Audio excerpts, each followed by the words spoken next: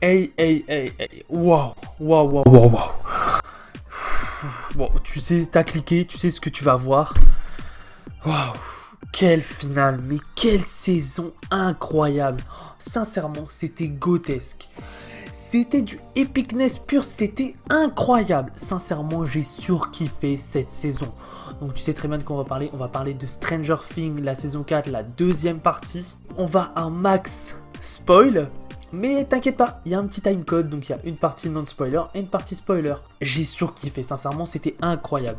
Ces deux épisodes, je crois, sincèrement, le dernier, c'est un de mes préférés, hein, mais en même temps, quand t'as 2h30 et l'autre à 1h30, t'as le temps vraiment de faire quelque chose. C'est comme si t'avais 5, voire 6 épisodes dans certaines séries, ça serait ça. Et j'étais content de la durée. Sincèrement, on pourrait en avoir peur, mais sincèrement, non. C'était kiffant. Parce que on voit pas du tout le temps passer déjà. Sincèrement, on enchaîne intrigue sur intrigue, scène sur scène.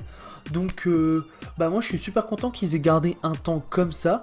Parce que déjà, on peut faire des scènes beaucoup plus longues et donc beaucoup plus travaillées et donc donner plus d'importance à nos personnages au lieu de toujours charcuter pour être dans les temps. Et ça, c'est vraiment cool.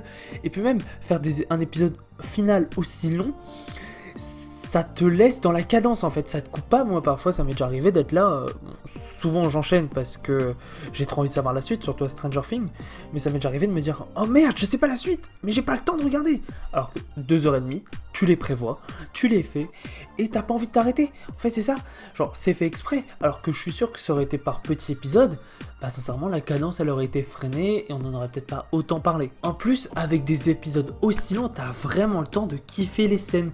T'es là, tu peaufines, t'as le temps de la travailler, et c'est pas trop long non plus, hein, parce que les scènes c'est un parfait timing sincèrement. T'as pas l'impression qu'un bout de l'histoire est bâclé, et ça c'est... Oh mon corps. Oh mon corps il est passé par toutes les émotions. Sincèrement dans ma tête c'était vice versa. On passe du rire au stress, à la peur, aux pleurs. Oh mais mon corps, wow. Parfois j'étais Madeleine, hein, sincèrement. Donc vous savez à quoi vous attendre, j'ai pas trop dit. Sincèrement, c'est sans être grotesque aussi de savoir en faire trop. T'as pas l'impression que c'est surjoué ou surexcité ou que c'est là pour être là en fait. Tout est vraiment genre les émotions sont bien faites, elles sont là pour être là. Et ça c'est cool. Et en même temps, c'est normal d'être autant accroché, de rire, de pleurer. Parce que, sincèrement, je pense dans quelques années, ça va faire 10 ans qu'on suit certains des personnages. C'est un truc incroyable. C'est vrai que j'ai regardé les premiers épisodes, là. Ils sont enfants dans les premiers épisodes, et là, tu les vois quasi adultes. Et c'est un truc de malade. En fait, cette saga, c'est un peu comme Harry Potter. Tu les vois grandir, ils grandissent avec toi et c'est trop bien. Et même tous leurs personnages, ils ont tous des moments épiques, des moments de tristesse, des moments de simplement scènes d'action ou juste ils sont là, tant à l'écran. J'ai adoré tous les personnages. Bon, à part Vecna et Brainer, mais ça, c'est normal, je les ai détestés. Et...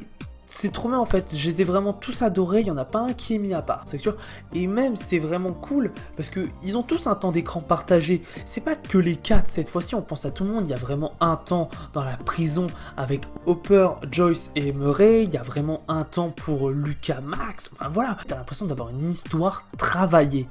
Et ça, c'est gratifiant. Je vais me souvenir de certaines scènes, hein, c'est sûr et certain. Je vais me souvenir de l'intrigue. Je vais me dire, mais waouh, c'était vraiment des belles scènes. Il n'y en a pas un seul qui est laissé sur la touche. Et ça, c'est vraiment cool.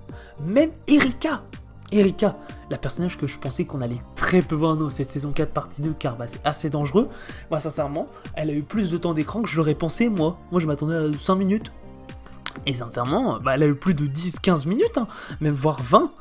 C'est beaucoup, genre, je parle encore du dernier épisode en plus, hein, sur 2h20, 20 minutes de temps d'écran, c'est énorme. Hein. Il y a vraiment un moment qui les met en valeur, qui les fait kiffer. Chacun d'entre eux, personne n'est oublié comme j'ai dit, et ça c'est vraiment cool. J'ai vraiment eu peur pour tous les personnages, j'avais vraiment peur, sincèrement.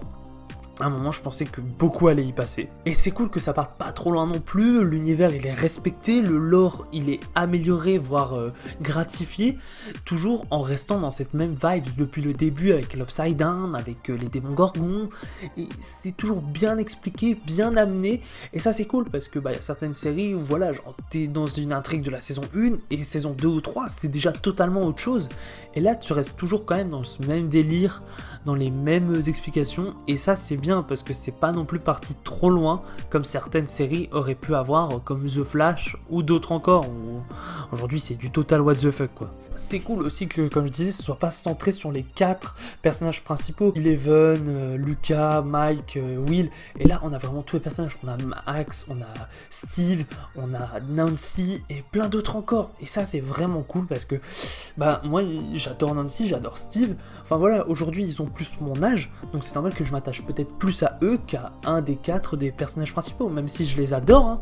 Mais après, voilà, on a tous nos préférences et c'est cool de leur laisser tous un peu de temps d'écran. L'épique est à son maximal, ça fait vraiment du bien. C'est vraiment cool, il y a vraiment des scènes marquantes. À moi, dans le dernier épisode, il y a une de mes scènes préférées. Hein. Oh, il y a des super belles scènes, même visuellement, il y a des très très belles scènes, c'est beau à voir, ça donne envie d'être regardé. Ça sent, comme je dis, c'est travaillé, et ça c'est cool. Je sentais que ça allait être un peu dans le même délire que Avengers Infinity War ou un truc comme ça. Enfin, je la sentais pas avant, mais en voyant l'épisode, je me suis dit ça. Donc, bah, tu sens que ça va être, de toute façon, la saison 5 est la dernière saison. Donc, c'est un peu préparation, voilà, pour la dernière saison. Qui devrait être, j'espère, tout autant épique. Ah, sincèrement, prenez 3 ans, prenez 4 ans pour la faire. Hein, parce que si c'est pour nous donner une aussi bonne qualité que celle-là, mais prenez tout votre temps, les frères Duffer, allez-y. Et même l'argent. Enfin, j'ai vu que c'était une des plus grosses séries Netflix en termes d'argent, en termes de production. Bah sincèrement, avec les scènes, avec les effets spéciaux, avec les visuels, avec les musiques, je le comprends. Sincèrement, c'est compréhensible de fou, tu vois où l'argent a été mis, sous pas de notre gueule quoi, et ça c'est cool, tu vois. Alors, les musiques elles sont toutes vraiment incroyables, il y a une musique qu'on voit dans la bande-annonce, enfin on la voit pas vraiment mais on voit Eddie jouer une musique, celle-là est incroyable, Kate Bush tout autant si extraordinaire, il y en a même une autre, je crois que ça s'appelle Separate Wave, je crois qu'elle a été inventée par Stranger Things, elle est vraiment cool aussi.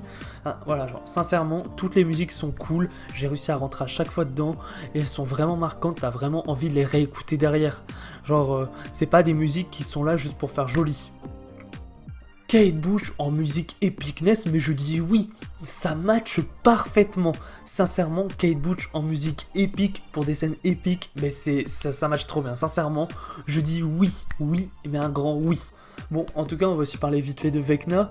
Bon, c'est vraiment cool parce qu'on la voit pas tout autant, mais tu sens qu'elle est menaçante. Enfin, tu sens que le danger est tout le temps là. Il est très menaçant malgré qu'il soit dans un autre monde ou quelque chose comme ça. Donc ça, c'est cool. Puis voilà. Dans la partie 1, c'était beaucoup centré sur Vecna, là on se centre plus sur le crew, la team. Bon, après je pense avoir tout dit, donc on va passer à la partie spoiler. Donc bah, pour ceux qui n'ont pas vu la série, allez la voir et revenez. Et abonnez-vous, likez, ça me ferait énormément plaisir, ça serait super cool. Et on va passer à la partie spoiler. Let's go! On va commencer directement dans le truc. Bon alors déjà pour Eddie, j'étais content, j'avais raison. Comme d'hab, ils vont suivre cette logique. Donc un personnage qui apparaît dans la saison et il meurt. Pareil pour Boy, pareil pour Bob, pareil pour Alexei. Et ce qui est vraiment cool, c'est que bah Eddie, j'étais pas le plus grand fan, genre je l'aimais bien, hein, mais dans la partie 1, c'est pas mon personnage préféré. Et malgré ça, bah j'ai chialé toutes les larmes de mon corps, hein. Sincèrement, c'était si triste. Je m'y attendais, hein. Sincèrement, ça se voit. Le mec, il veut son moment d'héroïsme, d'épicness, et il l'a. Et c'est cool parce que bah y a une réelle évolution du personnage. Et voilà, aussi tous les personnages évoluent. Nancy, c'est cool qu'elle ait été meneuse du groupe, qu'elle ait fondé le plan pour détruire Vecna. Donc il y a réellement une évolution même pour Steve. De toute façon pour Steve, c'est même dit dans la série, c'est plus le même crétin qu'avant. Il a changé. Et ça fait du bien que les personnages évoluent et changent. Et même pour Max, oh Max aussi, oh comment j'ai chialé pour Max. Et même pour le câlin fraternel entre Will et Jonathan, ça sentait vraiment de l'émotion. C'était un amour fraternel et ça c'est beau à voir. Parce que je m'y attendais vraiment pas et je suis content, bah, comme je disais dans ma vidéo qui est sortie le matin même. Bah, je voulais que Archie et Jonathan soient plus mis en avant et ils ont été carrément plus mis en avant dans cette partie 2.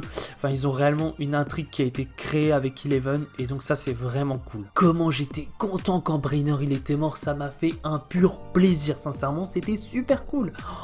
Mais même la scène est épique, je trouve. Genre, Eleven qui retourne l'hélico comme ça et en fait, elle joue avec l'hélico comme lui jouait un peu avec le sniper. Et bah à la fin elle le fait tomber et sincèrement c'est très très stylé. Comme je parlais, bah là ça se voit qu'ils ont mis le budget dans cette scène là. Je m'attendais tellement pas à une fin comme ça, une fin où ils gagnent à semi-moitié, où on va voir qu'en fait bah ils vont devoir anéantir le mal dans la saison 5, comme je dis bah en soi c'est préparé, mais je m'y attendais tellement pas. Pour moi je pensais qu'ils allaient gagner, qu'ils allaient réussir à vaincre Vecna et qu'on allait passer au flagelleur mental. De toute façon comme j'ai dit, c'est bien parce que ça donne du lore, enfin c'est lui qui a créé le flagelleur mental. Donc en fait c'est lui l'ennemi ultime. La scène la plus épique, mais alors ça puait l'épicness à mort et c'était trop bien, c'est vraiment la scène Hopper avec son épée versus le démon Gorgon. Oh putain j'étais tellement content, cette scène est très très belle. C'est ça que je suis à moitié content, c'est aussi genre c'est coupé en deux avec l'autre scène, mais à la fois ça donne plus de rythme en fait. Donc après c'est bien mais c'est un mal aussi. Même si par contre ça se voyait qu'ils savaient pas trop où les mettre, où les rendre utiles, la team de Hopper. Donc bah ils les ont fait retourner en prison pour anéantir les démons Gorgon. Et puis l'excuse c'est bon on va ralentir la vague pour Eleven quoi, enfin pour Elf. Donc j'avais l'impression que c'était pas très utile, enfin ils ont dû trouver une intrigue comme ça pour dire bon, eux il faut que ce soit important. En soi c'est quand même stylé, hein. Je trouve ça très très stylé, mais c'est pas la partie la plus intéressante sincèrement. Les autres parties sont beaucoup plus intéressantes et entraînantes. Même si c'est vraiment cool de voir Hopper déglinguer du démon Gorgon. Comme je disais, bah, je pensais que beaucoup de personnages allaient y passer, et même Lucas, car son versus avec Jason, j'étais en mode oh, non, non, ne le tue pas, ne le tue pas. Mais c'est cool, ça donne beaucoup plus d'importance à Lucas, comme je voulais aussi. En soi, il n'est pas mort. Bon, Max est mort à la place, mais lui, il n'est pas mort. Et c'est vraiment cool d'avoir donné plus d'importance à Lucas. C'est vraiment cool car Steve n'est pas mort. Et j'espère qu'il ne mourira pas dans la prochaine saison. Sincèrement, j'ai trop peur pour ce personnage. Oh, et la scène avec l'oncle Deddy, je pensais pas que j'allais chialer de nouveau. Mais elle est hyper émouvante. Sincèrement, c'est une scène super triste. Genre, tu ressens la détresse d'un oncle qui a perdu un être cher. Et même nous, on a perdu quelqu'un de cher. Donc c'est très très émouvant et c'est une super scène. Et même la dernière scène de l'épisode 1, enfin l'épisode de 8 quoi, ça fait vraiment dernier espoir, très très épique. C'est une belle scène visuellement, de toute façon on la voyait beaucoup dans la bande-annonce. Et sincèrement elle est très très belle à voir. Elle sent vraiment ses derniers espoirs, si c'est pas ça on va tout perdre. Et ils ont tout perdu. Bon, je pense avoir tout dit. Je suis assez content car on a assez bien détaillé. Donc bah maintenant, si ça t'a plu, tu peux liker, t'abonner. Et c'était Ciné Show, le cinéma de la situation. Ciao!